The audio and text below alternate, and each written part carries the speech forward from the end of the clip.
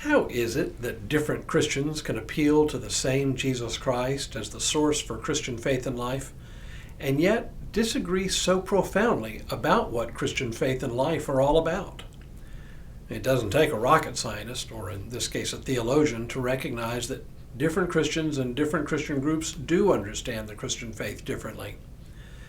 If we can get out of our we're right and they're wrong mentality for a moment and just look around, it is abundantly clear that we Christians do see everything about the faith very differently. And this begins with how we understand Jesus Christ. Hello, I'm Stuart Baskin, pastor of First Presbyterian Church of Tyler, Texas, and this is your daily devotional for Tuesday, June 4th, 2024. Ask any group of believers who Jesus Christ is, and you'll get a variety of answers. Most of those answers fall into predictable categories, and most of them are completely in sync with one another. This phenomenon is actually illustrated nicely in the Gospels from the story of Jesus asking the disciples who people say he is. Mark's version of the story reads, Jesus went on with his disciples to the villages of Caesarea Philippi, and on the way he asked his disciples, "Who do people say that I am?" And they answered him, "John the Baptist, and others Elijah, and still others one of the prophets." He asked them, "But who do you say that I am?" Peter answered him, "You are the Messiah." And he sternly ordered them not to tell anyone about him. We usually read this story as one that confronts us directly with the need to decide for ourselves whether Jesus is just a philosopher, prophet, or healer, or whether he is the Son of God. But it also points to the fact that even in his own day, people saw him differently. H. Richard Niebuhr, whose book Christ and Culture we're exploring these days, employs what I think is a helpful metaphor here. He talks about portraits of Jesus, not literal visual representations of Jesus, but understandings of who Jesus is. One of his central claims in this book revolves around who Jesus is, or at least who people think Jesus is. He begins with the simple observation that I repeated above, namely, that different Christian groups picture Jesus differently. In the weeks ahead, we'll see the different ways that different groups picture Jesus and how those portraits lead them to understand Christian faith in some dramatically different ways. But for now, it is only important to know that for Niebuhr, it is plainly obvious that different groups do portray Jesus quite differently.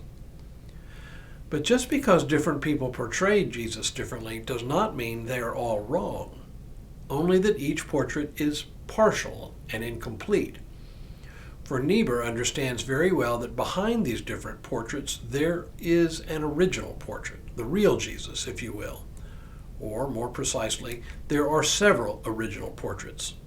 Each of the Gospel writers, for example, portrays him a little differently. And these portraits differ a little bit from Paul's portrait. And all these portraits differ from the portraits we find in the other letters. The portrait of Jesus in the letters of John is different from the portrait of Jesus in the letters of Peter and the letter of James, to say nothing of the revelation to John. Together, these are the original portraits. And as the church looks back to them, different groups emphasize different aspects of this one Jesus. But all of the portraits, though partial and incomplete, are still recognizably of the same Jesus. Niebuhr writes, but there always remain the original portraits with which all later pictures may be compared and by which all caricatures may be corrected. And in these original portraits he is recognizably one and the same. Whatever role he plays in the variety of Christian experience, it is the same Christ who exercises these various offices. So far so good, but here's the deal. First, as Niebuhr reminds us, no one's understanding of Jesus Christ is complete. Think of their understandings as portraits taken from different angles and painted with different media and with different colors. They all resemble the original portraits, but they are not exact copies. There is always some interpretation of Jesus by those who paint the copies. There is always some interpretation on the part of every Christian group.